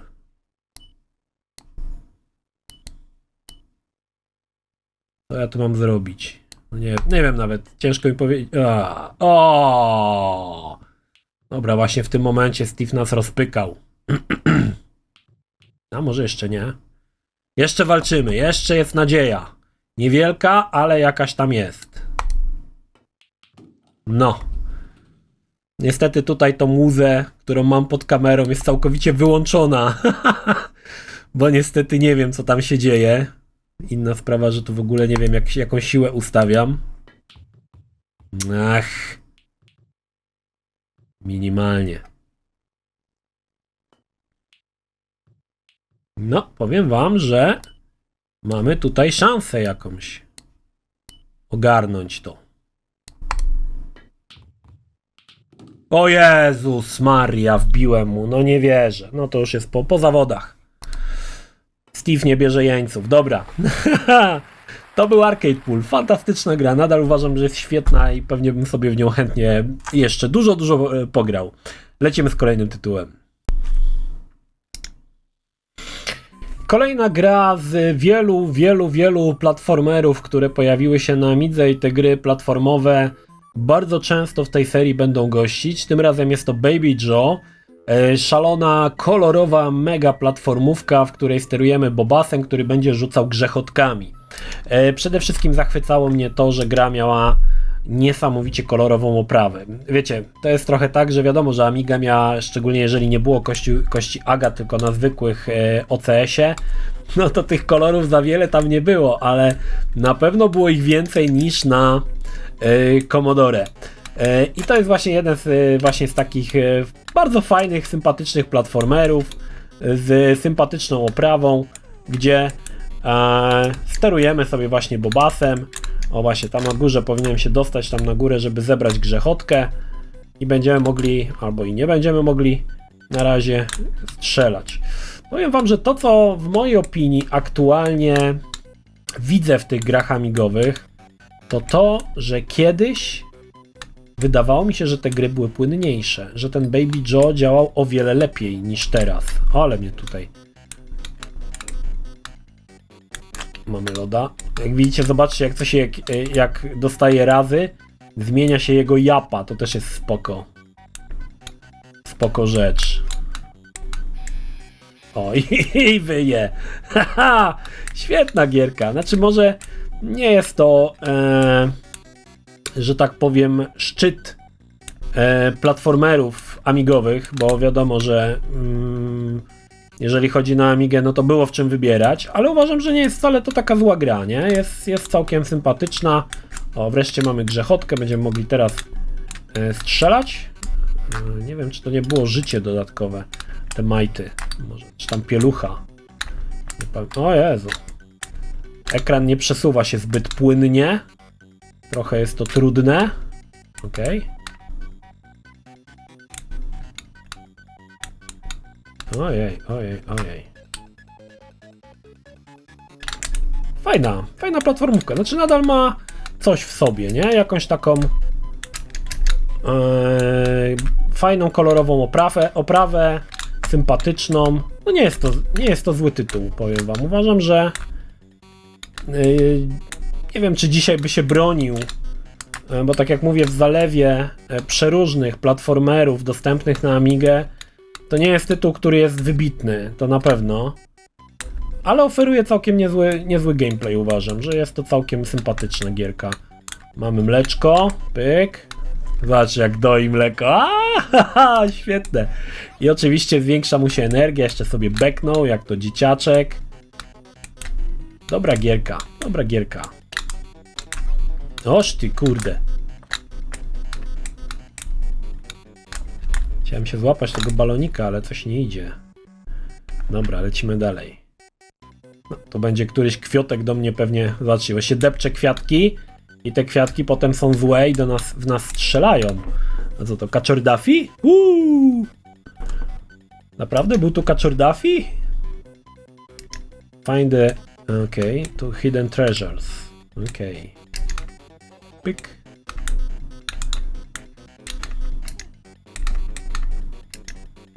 O, już nie mam. Już mi się skończyły grzechotki. Wydawało mi się, że jak ja grałem w to nie wiem, czy może na PC-cie, czy może też na Amidze, to tych grzechotek była nieskończona ilość, ale to chyba niemożliwe. Znaczy, wydawało mi się, że mogłem cały czas nimi pruć, a nie, że one się tak szybko kończyły, jak tutaj. Ale to może mi się wydawać. Dobra giera. Bez kitu. Bez kitu dobry tytuł. Gdyby to tylko działało płynniej, wykręcało te powiedzmy 30 klatek płynnie, no to byłoby to na pewno o wiele bardziej grywalne niż w tej formie, bo w tej formie to przyznam szczerze, że dosyć ciężko się gra. Tak bym to powiedział. Kurde, nie udało mi się bo chyba to mleko, słuchajcie, to jest czas. Ono odpowiada za czas, który mamy do przejścia do końca poziomu. Tak mi się wydaje, że to o to chodzi. Dobra gierka, fajna, kolorowa, sympatyczna. Uwielbiałem takie gry na Amidze, zwłaszcza, że na PC-cie to różnie bywało, raczej nie było takich gierek. A jak już były, to były strasznie upitolone i to powiem wam, to jest historia, którą powtarzam dosyć często, że te same gry na Amidze i potem na PC-cie moim, to były zupełnie inne tytuły, słuchajcie. One się różniły jakością, jakością samej rozgrywki. Na Amidze zawsze te gry były fajne, na PC-cie te same gry. To nawet nie to, że to były inne gry, to były dokładnie te same gry, fajne nie były. Nie wiem, z czego to wynikało, ale Amiga naprawdę... pamiętam to. Zobaczcie, jakie super animacje. Kurde, dobra gierka, nie?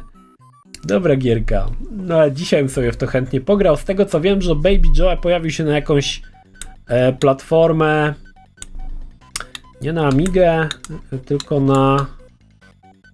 Teraz się zastanawiam, nie wiem, czy czasem nie na MSX-a się nie pojawił Baby Joe. Dobre. Dobra, słuchajcie, Baby Joe tak właśnie wyglądał. A my lecimy z kolejnym tytułem. Kolejnym tytułem, którego oczywiście nie mogło zabraknąć na Amidze, jest legendarny Banshee, czyli kolejna strzelanka. Tym razem będziemy lecieć do góry i będziemy strzelać do samolotów. Też bardzo fajny tytuł. Pojawił się też w wersji na Amigę CD32. Natomiast większość osób, które posiadały Amigę, znała tą zwykłą wersję albo AGę. Nie wiem, czy wyszło na tę zwykłej Amidze, czy już na Adze, bo tutaj, szczerze mówiąc, aż wtedy mnie to tak nie interesowało. Chociaż wiem, że amigowcy się strasznie podniecali tym, że gra działa na AGA, nie na system. O, świetnie, kot przyszedł, żeby mi tu trochę stresować. Fantastycznie. Natomiast to był taki typowy shooter, tak? Nie mogę powiedzieć, że on tutaj się odznaczał czymś innym, aczkolwiek faktycznie bardzo ładnie wypadły wybuchy. Podobały mi się, mogę sobie autofire włączyć, to nie będę tak klikał. Bardzo ładnie wypadały wybuchy, faktycznie. Tutaj przyznaję, że to wyszło super. No a sama rozgrywka, jak widzicie, była dosyć intensywna. Nie tak intensywna jak Ikaruga na Dreamcastie, ale dosyć intensywna. To, co mnie irytowało, to zawsze to, że samoloty wrogie mogą lecieć od tyłu. To znaczy pojawiają nam się za plecami. Nie można było tego jakby uniknąć. Jeżeli nie wiedziałeś, w którym momencie samolot pojawi się za plecami, o właśnie ten, no to było takie tak zwany cheap death, czyli taka tania śmierć, której niestety nie dawało się w żaden sposób uniknąć. To było według mnie słabe. Tego typu rozgrywki, znaczy zagrywki w shooterach nie powinny się zdarzać, że coś leci ci za plecami, nie jesteś w stanie zareagować w żaden sposób, bo nie wiesz, kiedy to z tyłu się pojawi, tak? Kokusiu, proszę teraz nie. No, oczywiście kot znalazł sobie teraz doskonały ten czas i moment, żeby skakiwać tu na mnie. Fajna gierka, naprawdę fajna gierka. Nawet nie pamiętałem, że tu żołnierze byli, o. A byli, haha. Ach. Wybuchy, super wybuchy. Oczywiście wszystko w 2D, ale faktycznie tutaj zrobiono kawał dobrej roboty. Oczywiście gra była, jak widzicie, no dosyć trudna. Zwłaszcza, że tutaj tych typków, którzy strzelali, w pewnym momencie pojawiało się ich bardzo, bardzo dużo. No i podoba mi się to, że był taki utrzymany w takim stylu, nie wiem, II wojny światowej bym to powiedział. Przez co nie było jakichś tutaj, przynajmniej do momentu, w którym doszedłem, nie było jakichś dziwnych no, pojazdów, które gdzieś tam nie trzymały się, powiedzmy, jakiejś tutaj konwencji takiej, no może nie dokładnie II wojny światowej, bo wiadomo, że to jest trochę też tutaj przegięte, ale no w jakiś sposób trzymały tą konwencję, no tak bym to powiedział. I to było spoko według mnie, to było spoko i Banshee jak najbardziej oceniam na plus. Chyba pierwszy poziom żeśmy przeszli, a nie, jeszcze nie. Ja sobie od razu tutaj autofire odpalam, no ale to powiem wam, że leciały, na przykład pojawiały się zza pleców, to jest dramat, powiem wam, to jest niestety dramat. Dobra, jeszcze jeden strzał i niestety gryzę ziemię. No, nie mogłem tego uniknąć, nie mogłem po prostu. Jedynym rozwiązaniem, bezsensownym tak naprawdę, to jest po prostu lecieć na środku ekranu, ale nie możesz tego zrobić, bo nie możesz wtedy manewrować odpowiednio, tak? Więc trochę nie ma wyjścia tutaj. Ktoś ci podleci zza pleców, nie?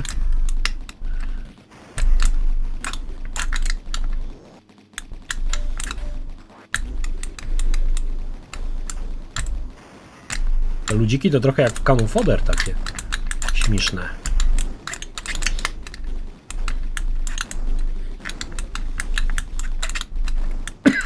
Przepraszam za ten kaszel, ale jeszcze nie do końca mi przeszło. Na jakimś streamie podzielę się z wami, co się stało ostatnio. Zobaczcie, tutaj już jak ten deszcz pada, to już nic nie widać. To już wszystko się tak zlewa. Jezu, to jakieś torpedy w ogóle. Aha, ja chyba strzelam tymi torpedami. Nie, to są łodzie podwodne. Łomatko! Nawet nie wiedziałem, co tu zrobić, już jak wyskoczyli z tymi. Jezu!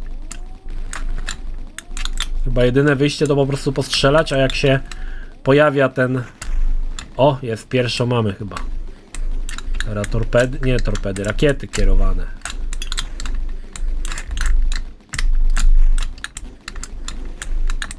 Na te to chyba samoloty kamikadze, bo po prostu nie można nic tu zrobić.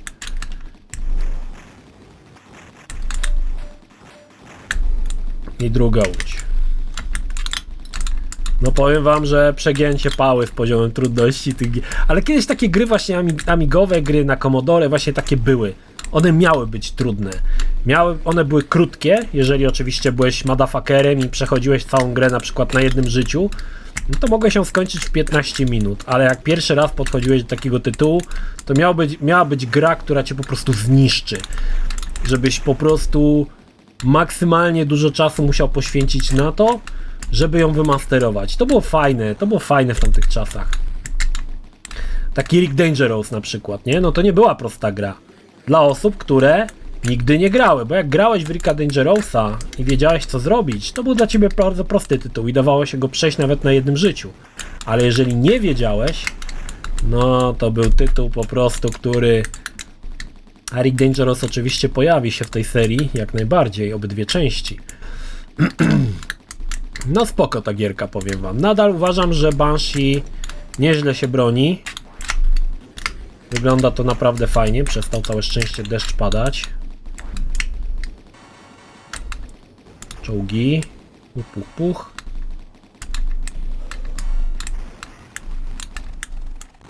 Ach, nie wiedziałem, że nie mogę. Że nie przelecę nad mostem i dostanę strzała. No tutaj to było słabe dosyć. Teraz znowu mgła, świetnie. To chyba w Anglii, bitwa nad Anglią.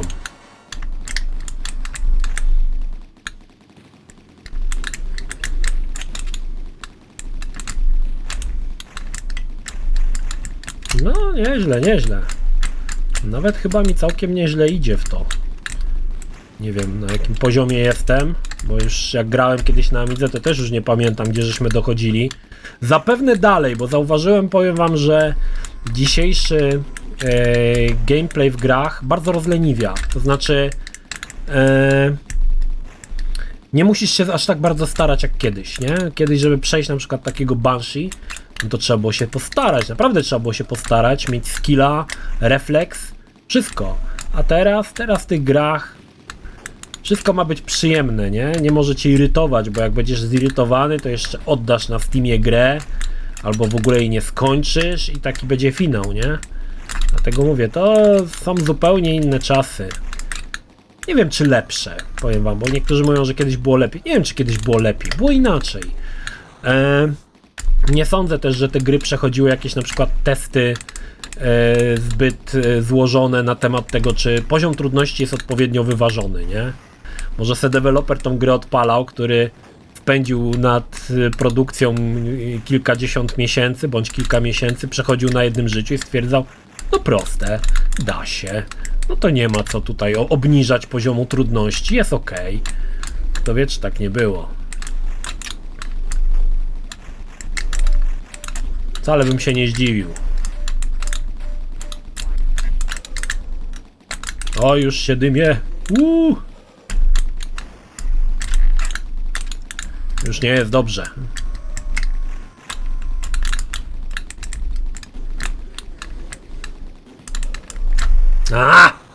Mam jeszcze życie, czy już koniec? Ostatnie chyba.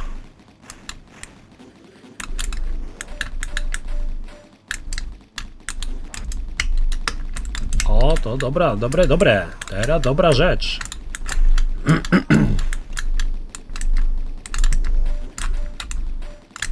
Bomba by się przydała, no dobra.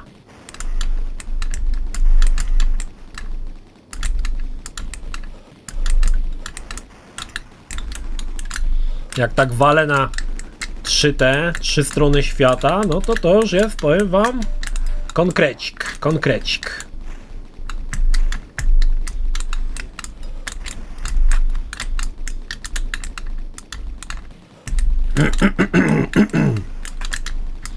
Pociąg.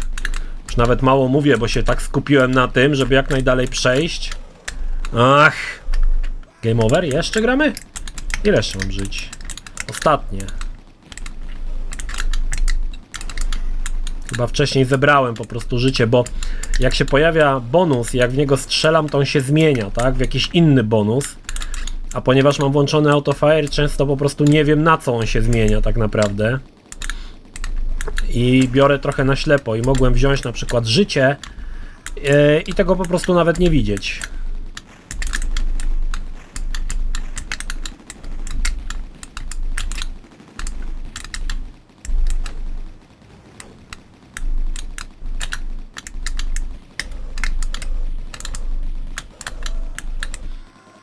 Ależ masakra.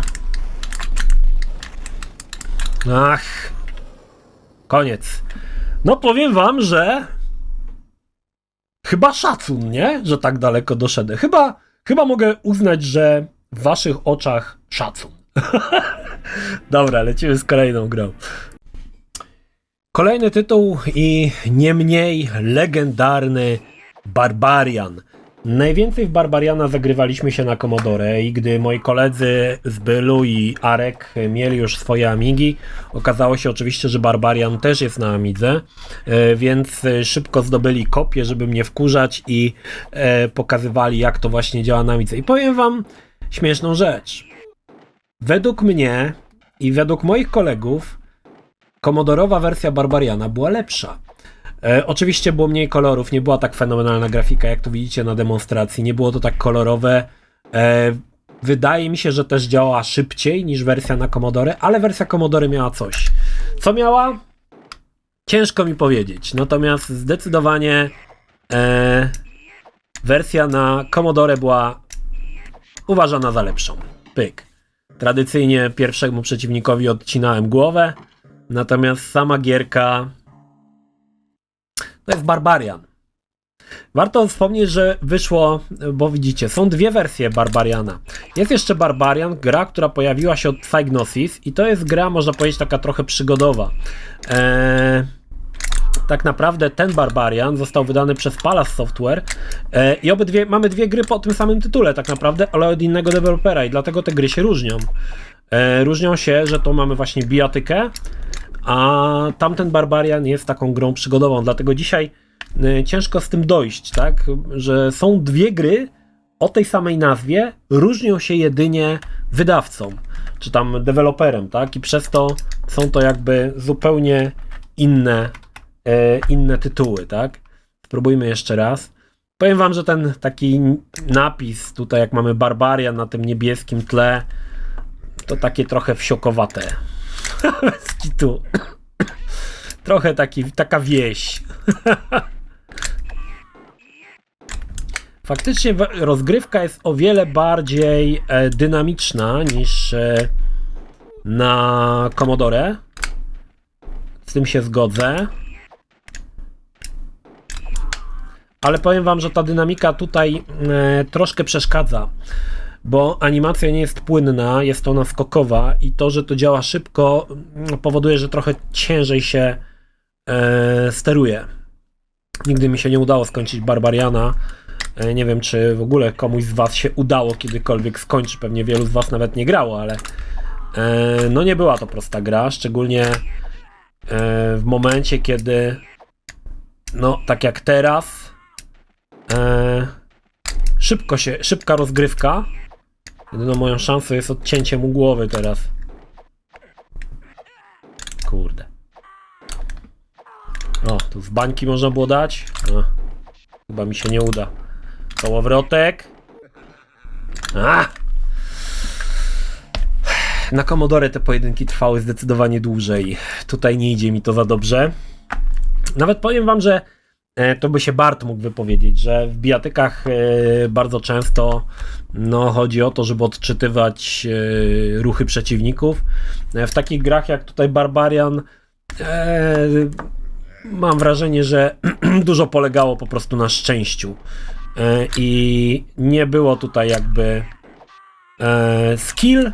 Wydaje mi się, że skill nie miał w tym miejscu za wiele do rzeczy. Mogę się mylić, ale wydaje mi się, że skilla to tutaj przy tej grze nie trzeba było mieć zbyt dużego, tylko trzeba było mieć po prostu szczęście.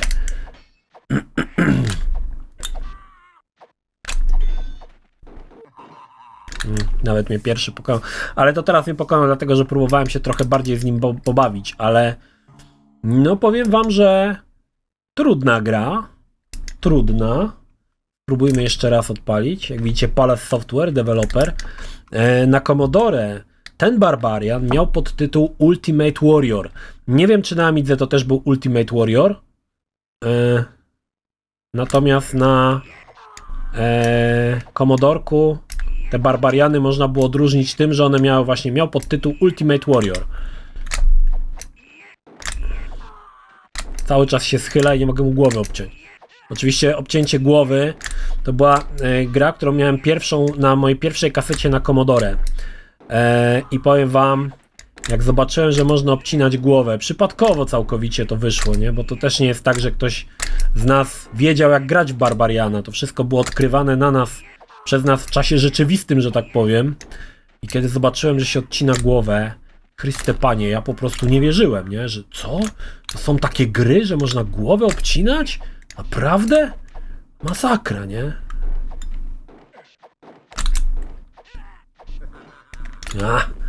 To było niesamowite. No natomiast, no jak widzicie, ciężko się w to dzisiaj gra.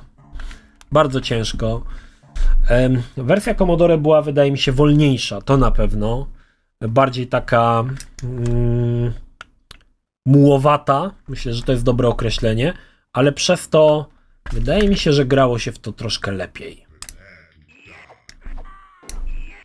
To samo to pomysł, że prowadzisz walkę i jednym ciosem, w zasadzie pierwszym ciosem w grze możesz komuś odrąbać głowę i zakończyć ten pojedynek, to jest niesamowite. Oczywiście trzeba było znać te wszystkie... Patrzcie, o, udało się. Trzeba było znać te wszystkie ciosy. Miałem połówkę tylko energii. Trzeba było znać te wszystkie ciosy, bo na każdy cios był odpowiednik, tak? To jest też, że... Tylko tutaj rozgrywka jest tak szybka, że zanim zdążyłeś wyprowadzić kontrę dla jego ciosu, to już było po zawodach, nie?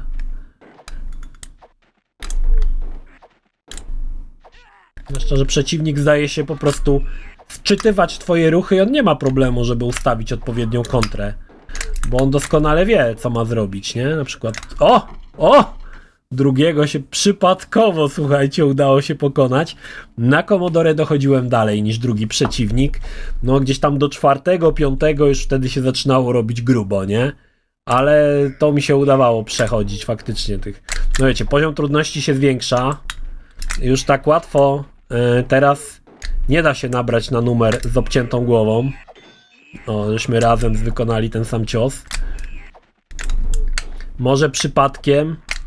No mówię, dużo zależało w tej grze niestety od szczęścia i to wydaje mi się, że było słabe w tej grze. Znaczy wiecie, samo to, że mogłeś obciąć głowę, to było fenomenalne, ale to, że to wszystko polegało na mniejszym lub większym szczęściu, no to już było takie słabe, nie? Dosyć. Nawet ciężko powiedzieć, co tu się dzieje, bo ta rozgrywka jest tak szybka, a ilość klatek jest tak niewielka, że to wszystko się zamienia w jakiś taki slideshow, który napieprza nas kolejnymi klatkami i nie do końca wiemy, co się tak naprawdę stało. No dobra, to był Barbarian. Commodore'owa wersja zdecydowanie lepsza. Jeżeli chcecie zagrać w Barbariana na Commodore, zdecydowanie wyszło to lepiej. No i słuchajcie, kolejna kultowa gra. Nie mogło być inaczej, bo na Amidze są same kultowe gry. Beneath a Steel Sky. W tamtym czasie byłem wielkim fanem gier przygodowych i powiem szczerze, bardzo dużo tych gier przygodowych, bardzo dobrych wychodziło na PC-cie. One po części na Amidze też się pojawiały, ale nie było tego aż tyle co na PC-cie. Beneath a Steel Sky jest jednym właśnie z przykładów, kiedy wydano naprawdę rewelacyjną grę, taką trochę w cyberpunkowym stylu, właśnie na Amidze. Ten tytuł powróci jeszcze na moim kanale, ponieważ zrobię jakiś materiał z niego na pewno. Możliwe, że zrobię recenzję po latach. Natomiast jest to jedna z tych gier, która była po prostu świetnie zrobioną przygodówką, z bardzo fajną oprawą. I no była to po prostu dobra gra, no co wam powiem. Zobaczmy, czy jeszcze pamiętam, jak to się dzisiaj grało, bo to już niestety też jest tak, że te gry przygodowe, ja kończyłem w swoim życiu tyle gier przygodowych, że to wszystko gdzieś tam mi się miesza i myli. Ale spróbujemy, zobaczymy, gdzie nas zaniesie.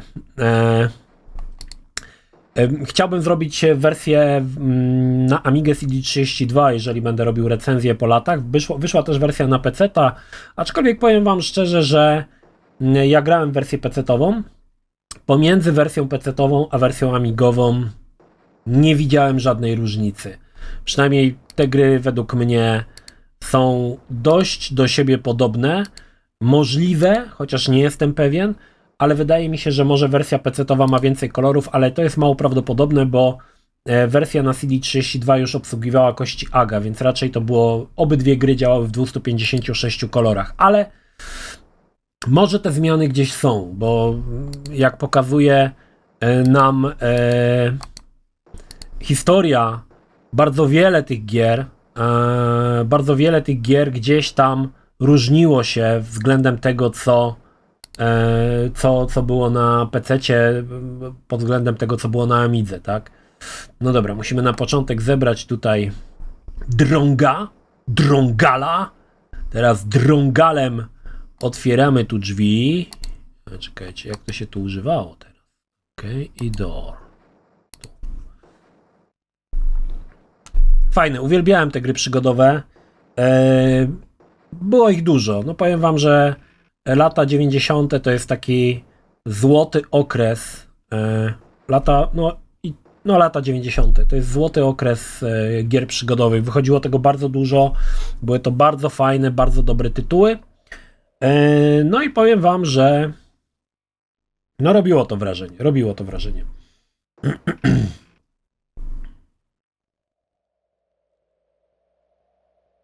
Oprawa była fajna nawet. Zobaczcie, to jest też ciekawe, jak w tamtym czasie robiono gry w rozdzielczości 320 na 240 pikseli. Na przykład to, że postać mówi,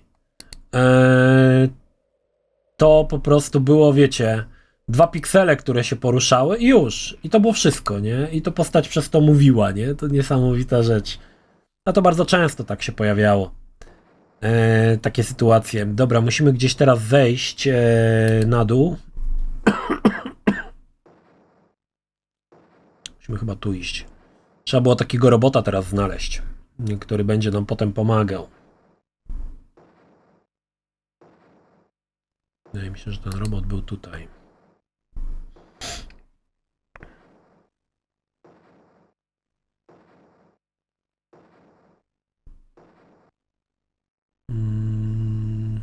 O właśnie, chyba gdzieś tu. Junk.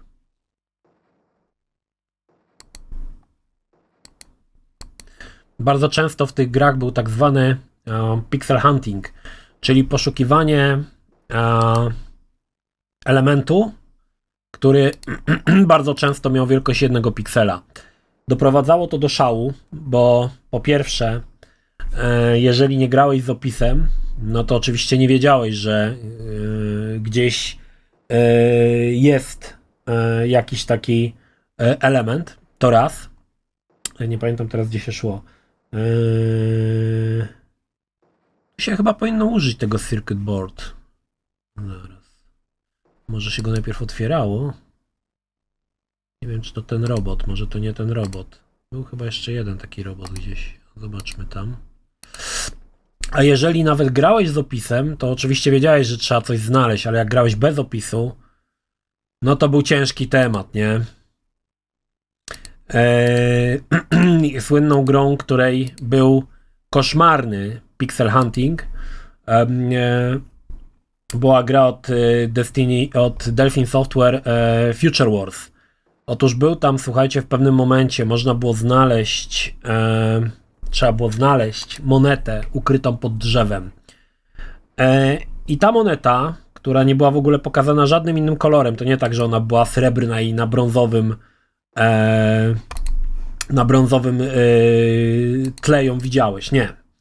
Ta moneta była ukryta i ona była też brązowa, czy jakoś tak, o ile dobrze pamiętam. I ona miała dokładnie 1 piksel wielkości, więc musiałeś myszą dokładnie, idealnie, dokładnie na nią, słuchajcie, trafić. To było niesamowite. I pamiętam, że grałem w to z opisem. Do Future Wars też tu się to pojawi. I nawet z opisem ja nie potrafiłem tej monety znaleźć. Nawet w tym opisie było dokładnie napisane, gdzie ta moneta jest, ale to to nic nie dawało. Dobra, musimy jakoś otworzyć tego robota. Nie wiem, czy czasem nie metal barem to się otwierało jakoś, nie? Zobaczmy, tu jest jakiś display panel, już nie pamiętam tego. Niektóre gry przygodowe pamiętam doskonale, jestem w stanie je przejść z pamięci, jak na przykład rewelacyjny Monkey Island, Boże, nie Monkey Island, Maniac Mansion Day of the Tentacle. Natomiast niektóre gry, jak na przykład ten, już jakby nie pamiętam tego aż tak dobrze, żeby sobie przypomnieć, jak to się tam przechodziło. Wiem, że tego robota jakoś trzeba było odpalić, tylko tu się znajdowało właśnie ten circuit board i to w zasadzie już powinno powodować, że się go uruchamiało. Ale tutaj to jakoś nie działa. Czekajcie, wrócę się jeszcze raz.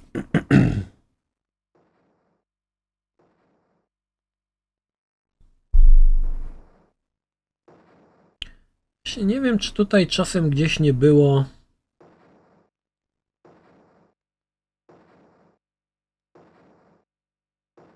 Się znajdowało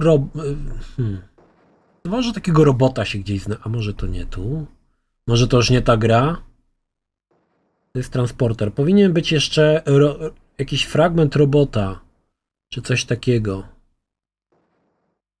Coś mi się tak kojarzyło, że było coś takiego, ale szczerze mówiąc, zaraz zobaczymy. Może tu był ten robot gdzieś?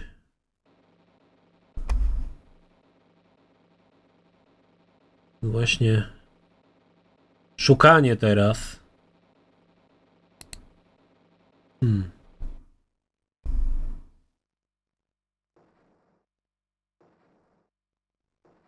Wydaje mi się, że robot powinien być. A może on tu, wiecie, to jest trochę też tak, że on może tu gdzieś być dobrze ukryty. Może dalej, zobaczmy. Bo się używało tego circuit board na takim robocie, to pamiętam. Tylko nie pamiętam, gdzie ten robot był. Haha! Zobaczmy, co tutaj mamy. Tu mamy prasę. To tutaj w tej prasie to nic chyba nie ma. Czekajcie, a to nie było czasem tak, że się używało tego na prasie? Nie.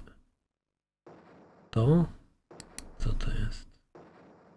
To było właśnie fajne też w grach przygodowych, to kombinowanie, szukanie tego wszystkiego. Gdzie to się w ogóle... gdzie znaleźć odpowiednie rzeczy do popchnięcia gry dalej. To bardzo często, słuchajcie, to było tak, że próbowałeś wszystkiego na wszystkim i to nic nie zdawało w ogóle. Bardzo często ja miałem taką sytuację. Próbowało się wszystkiego na wszystkim, nie znajdowało się rozwiązania i słuchajcie, to było często tak, że szedłeś spać i już na wieczór i cały czas myślałeś o tym, czego jeszcze nie spróbowałeś i miałeś dziesiątki pomysłów, co jeszcze spróbować, jakie jeszcze, czego jeszcze nie spróbowałem, którego przedmiotu na czym i potem rano wstawałeś, sprawdzałeś to wszystko, co ci się w nocy tam w głowie gdzieś tam kotłowało, żeby to oczywiście czekajcie, chyba, że to tu, na tym się używało, żeby to wszystko ze sobą poukładać i jeszcze spróbować i bardzo często się udawało, nie? I nagle się okazywało, że no, udawało się odpalić na przykład dalej jakiś element, na którym się była zacinka. Oczywiście z czasem, gdy pojawiały się opisy, no to było prościej, tak? Ale bardzo często ja na przykład miałem taką sytuację, że bardzo często kupowałem sobie gry, nagrywałem gry na giełdzie, które jeszcze nie miały swoich opisów. Więc to było w ogóle zupełnie inna bajka, nie? Wtedy.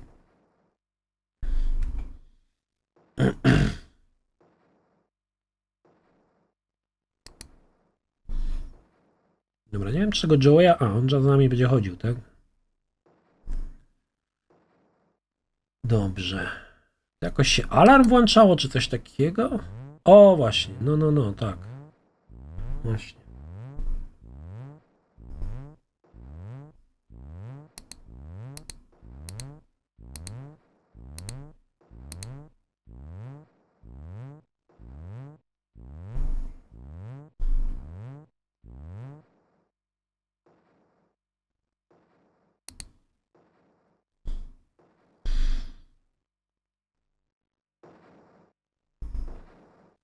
Gdzie jest ten robocik? On powinien za mną cały czas iść. Chyba, nie? Jakoś trzeba było ten transporter uruchomić, tego robota transportowego. Zaraz. Poczekajcie. Z nim można było chyba pogadać w ogóle, z tym Joeym. Can you start the transporter? O, chyba coś takiego się robiło. Chyba nie.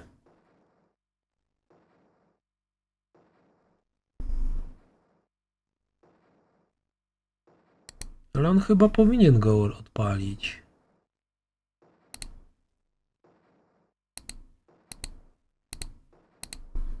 Coś źle zrobiłem chyba. Myślę, że tu chodziło o to, że jak ten facet tu przyszedł, ja powinienem się tam wrócić. O. I teraz on se tu przychodzi. Ja szybko lecę tam.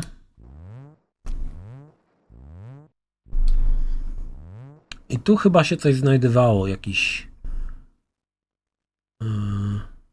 klucz, czy coś takiego? O.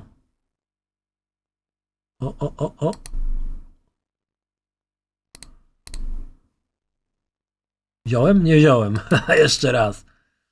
Czyli tu mieliśmy bardzo często w grach przygodowych było coś bazowane właśnie na czasie.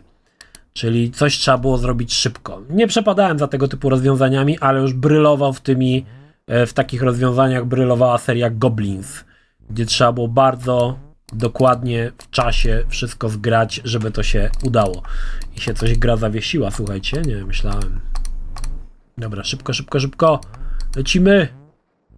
Lecimy, lecimy, lecimy.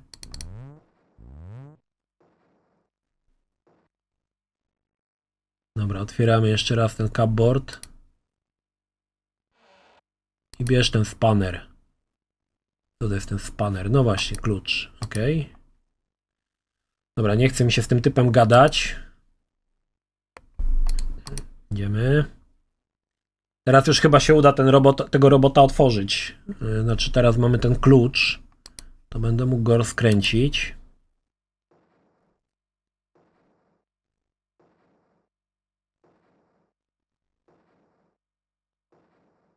No nuts. The spanner is useless. To czasami się go jeszcze nie trzeba było go czasem sprasować. Teraz. Spanner.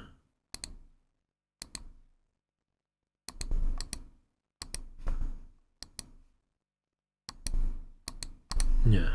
No to po co ten klucz był?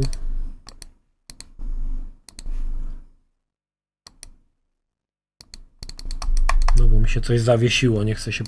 Jakoś się tak gra, jakoś tutaj widzę w pewnym momencie wiesza i nie za bardzo... Zobaczcie, nie mogę... Klikam i nic się nie dzieje.